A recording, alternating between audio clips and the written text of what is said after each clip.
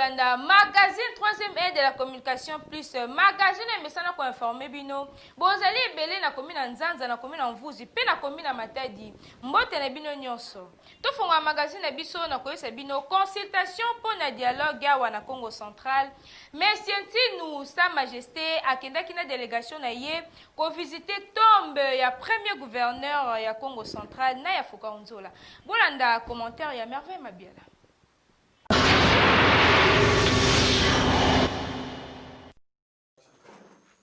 Bandeko babolingo likambo oya consultation pour la kofanta kimia awa na province ya Congo central ezo continue toujours yemoko le secrétaire général ya ba chef coutumier yenani sama Jesenti Numifuma akendaki na délégation na ye kotala Tom Werner ya Congo central yenani Mwanda Vital tango makomaki awa botala lolenge kaka ba cérémonie esalamaki tango basisaki kuna na tombe ya premier gouverneur bakendaki lisusu na tombe ya lembiaka ye nani Fuka Nzola tango bakomaki awa botala nde basala ba cérémonie. En tout cas population basepelaki makasi metango yemoko Mutamifuma monaki micro ya 3e aide de la communication. Allo bate point 0. Nous constituons ce qu'on appelle la sagesse. La sagesse, c'est la chambre des sages qui assiste la chambre des actions. Il y aura un présidium pour le dialogue en ce qui concerne la nouvelle politique qu'il faut mettre en place. Mais la chambre des sages est celle que nous restons réservés pour gérer la tradition, pour recadrer et pour accompagner. C'est comme le Sénat et l'Assemblée nationale. Nous resterons au Sénat pendant que nous allons assister à un combat au niveau de l'Assemblée nationale. Voilà, merci. Moussala Oyo, chef coutumier, Bazosala, pour la libération de la province de Congo central. Tobandi ke mikolo ezali koya. En tout cas, province na biso ekozala na kimia. Otolobaki te, tolobi. Tout à fait normal. Mobangi ya conférence de presse Salamaki na Alliance franco-congolaise na bandeko na biso ya grâce cosmétique. Bolanda Anel Kangongo na commentaire.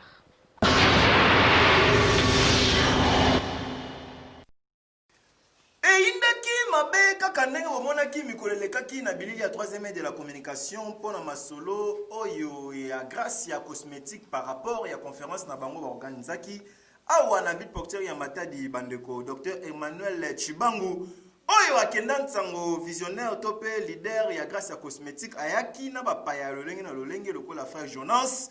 na acteur comédien oyo zoba na bango kizengi na bango mabanza azalaki na pointe yako yeba ezali nini bandeko l'homme riche partenaire ya grâce cosmétique ezalaki wana ebongo structure monene ya Kafumba My God Rive bango pe bazalaki wana babetaki masolo par rapport à ba leadership présentation ya ba intervenant ezalaki wana na mobange epa ya Yemei le coordinateur ya 3e aide de la communication po yende mutasalaki modération ba démonstration ya solo solo esalamaki po grand thème ezalaki comment créer plusieurs sources de revenus. Donc pour la mikolikoya batu nyonso bazalaki abondi melanga bango ba comprendre ndenge nini bakoki kotambusa ba faire na bango pona ezala chitoko par rapport ya évolution ya jeunesse congolaise, pourquoi pas ya vie porteur ya Matadi pona ba nyonso yo baza comme ba entrepreneur d'avenir. Oh tolobaki te et bongo pour na mikolikoya na septembre oyo ba annoncer que le 19 ekoinda lisusu mabe kaka awa na Matadi kuna na salle Sevok pour les en face ya RTNC ex monsieur World Boya ebele pour Dr Emmanuel Naba bilenge nyonso bomoni ba intervenant nyonso oyo madame Mérite Ntsaka Mbuyi alaki ke ya minene ya Kafumba ekosala manavi na Matadi melibo toujours. Bandeko ya BDK basalaki mobange na kilte représentant numéro 1 awa na Congo central azalaki pe bakote wana bolanda main libre oyo ya Deo Bonzo.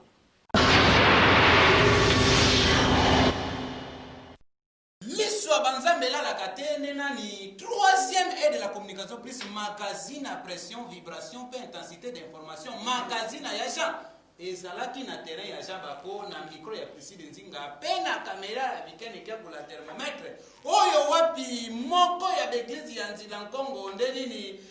BDM Bundu dia Mayala oyo bafetaki 28e anniversaire ya publication ya Biblia na bango vediro babengaka na kombo ya Makongo pona bakristo oyo tobengaka Bible oyo wapi na kati kaka ya 28e anniversaire wana ba eglise nyonso ya Nzila Kongo bazalaki wana pe tokoyeba kaka na komona micro ya 3e EP kamera ya 3e présence na bango nene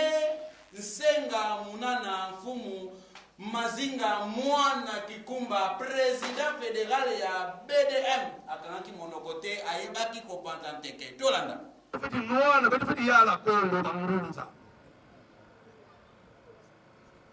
Unso Kongo lo pefeka yala kwe yaye Kongo bambuza bayala dio Kangira mpefe fengeke yala Kongo fe Kongo ya beto mingi Nsenga Munana Mfumu Mazinga Mwana Kikumba yenge kieno kana bele mekuza kuta muna place ai mefeza bake muke président provincial ya BDM Bundu dia Mayala le parti cher ane monde nzemi bubu ai betumekuza na konti ya Kinabi donc église bubu ai yake anniversaire peut commémorer 28e anniversaire ya présentation ya Makongo donc mukanda beto ya Bible Coran nini me na BDK yake Makongo do bubia yake 28e anniversaire na yao depuis ba me présenter ke yao na meso ya batu do bubia yake na 1992 do bubia yake 28e anniversaire do yao me moni na ke beto me kuiza célébrer yao bubia na terrain ya Jean Bako Kindwadi na mabundu nyonso ya Nzila Kongo yake na kati ya ville Matadi donc ba representant nyonso tumekatuka na bao awa sabeto monisa ke na beto na mabundu mika miambo akele wane utiko zala maloba ya Nsenga Munana Mfumu oyo wapi ayebaki pe ko contribuer pona oyo etali dialogue na kati ya province na biso kimia ezala pe pona développement ya province na biso po ba province mususu baza ko ke liboso tolobaki te yokani Anel Kangongo, le coordonnateur, il y a 3e aide de la communication plus, invité qui est na Asbel, les amis de la province. Bolanda, image, peu commentaire.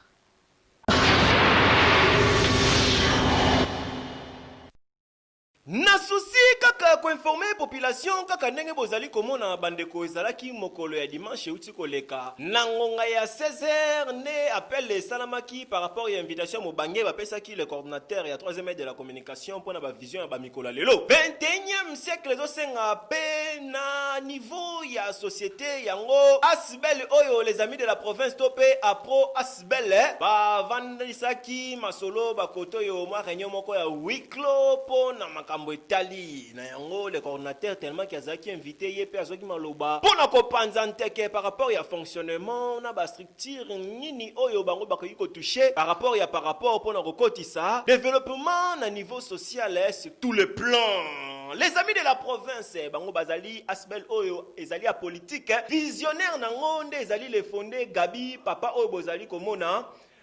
Sangani en collaboration na Nel Kangongo Oyazali fondateur PKK ya Asbel les étoiles de Desco télévision pour des Asbel Oyo tango bossa la cohésion ya ngonde gouverne sama solo a on a kati province topé particulièrement na ville portière ya Matadi o toloba kité bongo na mikoleko ya ba projet oyo bango ba mettre en place ya ngonde bossa la po Kimia ekota sur tous les plans a on a katia ba province na biso yo oyo lingaka association tala place ya kotia topé ko mizembongo na yo yango oyo pona ba tunyonso pas vivre en paix selon ba vision topé ba objectif na bango toloba kité mais libre oyo ekani Insécurité na ville ya Matadi ezali se kokoba Anel Kangongo activer yango mais libre.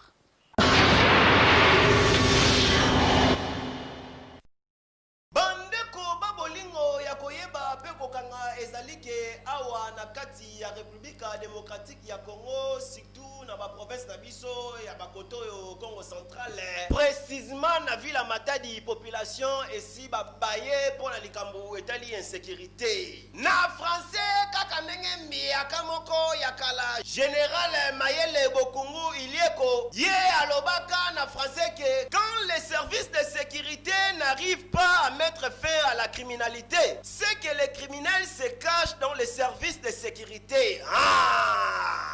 Et yokani général Mayele Bokungu Ilieko yonde ozali Grambiaka en tout cas au peigné yango bien ezali komonana na mokili tope na Congo ya lelo surtout awa na ville porteur ya Matadi insécurité est débordée sauter étape tala ndenge batu bazali kokufa jour pour jour ongai ya makasi ongai nde tutakumbanga na koyiko boma satana ndeko insécurité bandoko kuluna bazali kokipete po bazalaka nde encadré pe sécurisé na bakolomboka okomona makambo yango insécurité ezali kodiminie te babandi bakoma ya main armée partout na chaque coin surtout bazone d'ombre awa na kati ya ville Matadi ezalaka meke batonda meke koyeba te soki babimaka na bakamp baarme yango basimbaka soki eutaka wapi bamachete bapapaka batu soki batayelaka yango bagardaka yango wapi ezali vraiment likambo ya kotala bien na babande to mpe batroupe nyonso militaire batu oyo bozali korekrite bandeko botala bango bien boverifiaka po mutu soki awumeli na ye na pasi ntango osimbisi ye manduki akoluka aboma ta bamembre ya famille na ye baye nyonso oyo basalaka ye mabe ntango ye azalaka na badifficulté yango tozali komona ntango nyonso bacriminalité ezali kokontinue tozokande mbiaka na bango général Mayele si atalisa donc baautorité compétente boyebake monguna ya population congolaise ezali obele bino moko na entourage na bino po bino bokokoka komaîtriser yango bien ntango bozali komaîtriser insécurité oyo te seke bino mpe bozali complice tolobaki te les autorités compétentes maire de la ville ya ville porteur ya Matadi ebongo bino mpe bagénéral na ministre ya justice to mpe ya défense ya province na biso ya Congo central makambo oyo etali bino tolobaki te tolobi tozotala tozojimele mais libre toujours. Troisième aide de la communication plus ECP Kosel et Binomo Bangé na réflexion na oba bengi whisky. Voilà des images pe commentaires.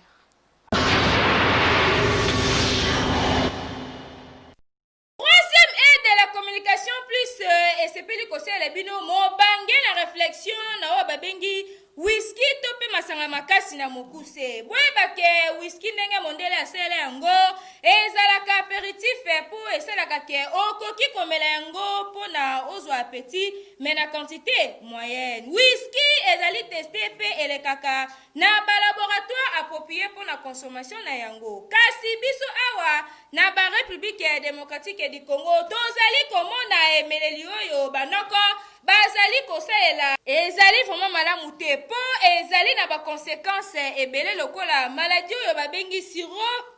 maladie oyo babengi cirrhose de foie to pe ba maladie mosusu boyoka ndenge bango moko balobaki bo souvent na mela yango po pesanga appétit kolia so nana ba répondre nga quoi nana répondre à parler après boulot pour c'est pas aux heures du travail comprendre on mela yango so nana répondre ndaku na zongo mwandambo ekoka usanga michopo etchenga mwanzala tant plat eroya alianga avec appétissant quoi. Il y a des whisky et des whisky. Vous comprenez? Il y a des whisky et des whisky. Tous on a ba whisky pena ba bengi whisky. Il y a ba milangi wana pena ke non ba passeport. Ba bled, ba cheval blanc, cavallo blanco. Ah wana nde ba whisky nga romela. Mais oh tozomela ba balabala ba zododo wana ba plastique wana mingi eza mingi bien te. D'abord whisky za sukali te ba sukali wana kwa ba jus.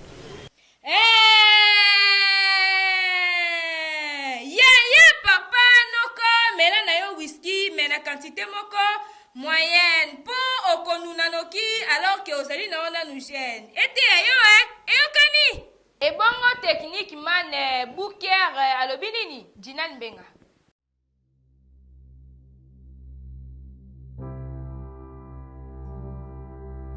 Bonjour papa, maître Moïse. Les nanga ils ont juste lisanga en face nanga mbwakan. Dans musala na biso ba difficulté eza tellement moi ebelé. Pour la nini tozo sala misala kitoko. Maintenant nous te tomoni ata ba bengisi biso to sala ba art, ba mona pe ba art que non to sala ba art, tozo créer ba art et sala malam. Mais au monde a saboté au tailleur au ya matadi a saboté ba tailleur ya Congo bilamba ezotonga makaka musika mais tandis que tozo créer ba création pe ezali zo senga pe que non ceux qui ba nini machine ko bakisa ba machine oyo ezozanga ba biso ko remercie bino pe nazolo bela ba konzi que botala ngai mususu nde naza boye babenga ngana no amupuse mettre muke tout ça mais musala o pona ba mususu bazo benga ngoke no musala o ya bato bazangi mayele bazo kene kokota na couture mais tandis que couture eza musala oyo ezo senga pe mayele siko toko senga ba konzi batali pe ba mayele ya bana o bazana ngo poke babimisa oleke basimba ba machette banini ba ONG ekozala ba ONG ekozala basali ba atelier baluki biso lokola ba maître toye pe toye wana tozola kisape bana oyo bazo simba ba machette lelo bazo sala ba makambo n'importe quoi na banzela olieke ba kale bato ba yekoli musala e ozala malamu yo nani oboya conseil ozala mokonzi ozali na besoin ya conseil rubrique pesa gouverneur conseil et rata jamais bolanda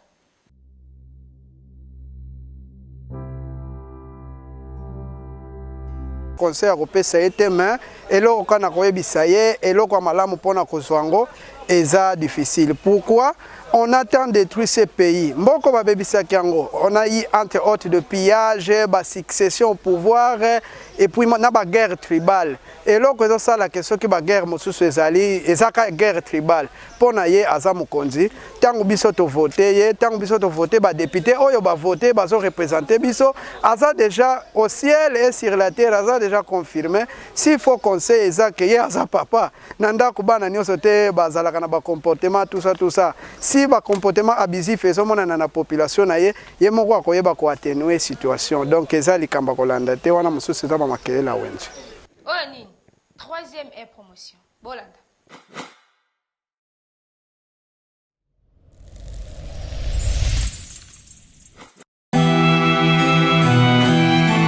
Une fois que vous êtes à Kinshasa en RDC, pendant que l'envie d'un repos de classe vous tente, le désir d'un repas chaud à votre guise vous enchante, une seule et nouvelle adresse, Hôtel-Restaurant La Fleur. Vous y trouverez de chambres haut de gamme, toutes catégories confondues. Un restaurant de repas savoureux aux multicommandes. Un service de qualité, attentif à vos demandes. Hôtel-Restaurant La Fleur à Kinshasa, sur l'avenue Boussou-Diano, numéro 120,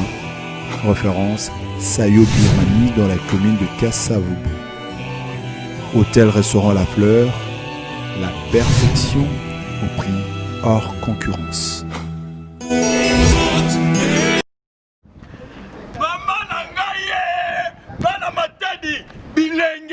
Bilenga mibale et yena katia matadi balobi le 19 septembre oyo na tongo tobandi marche de santé ba jeune fille à danger ba jeune fille o ba la bataille acoustique de base tala balobi boya ko s'enregistrer bilengi ya Gracia cosmétique le 19 septembre na 6h tokutani biso nyonso na bureau ya Gracia cosmétique ezaka na couvent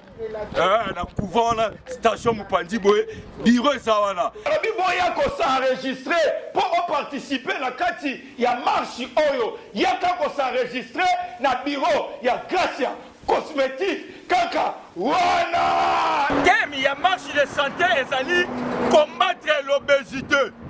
bato mabumu minene to combattre obésité en moni il faut to tamola tala numéro de téléphone yango wana na sa télévision benga on s'enregistrer pour participer et bon on a pourquoi na yango na 16h de 16h à 19h conférence bani to kutali biso nyonso na salle Sevog et Zaraga en face il y a RTNC thème créer plusieurs sources de revenus et d'opportunités d'affaires. Boya ezaya ofele mbongo yate droit d'entrée kashine kashine na okaka yango kotatala tata mama bandeko nyonso ya matadi tosala check-up ofele osala bilan ya santé na yo osala examen ya santé na yo oyeba maladi nino ebomami na nzoto na yo grâce ya cosmétique ba epesi biso occasion ya kitoko à ne pas rater matadi eina ba invité baroza la journée yango frère Jonas na album na ye Simba Minu Yesu kuma bakumama yawe ba chrétien boya bila na ye e bon na comédie yeme elombe ya comédie pomba ya comédie frère ba Blaise Mabanza na ozala wana pour le sexe bino balabi Loriche partenaire ya grâce ya cosmétique Loriche et quoi accompagner biso bana ya Matadi bana ya Congo Loriche mbongo na mbongo pour grâce à cosmétique azwa soin na yo oyo yate bana Matadi akotuna ngulu na la casa olali balali yo bon comprendre que magazine biso est comme na suka merci na fidélité au bomesana kopesa magazine ya 3e aide de la communication plus soki bo sepela ki nango boye bakena zala kinga moko te mobange na équipe technique pe rédactionnelle ba compagnie kinga lokola Gipwati na sima ya caméra édition esimbama ki epa ya merveille mabiala l'homme de Dodane bongo speaker ya mokola lelo toile mémoire ka na pointe botika la malamu tokutani bongo na mikolo ezali koya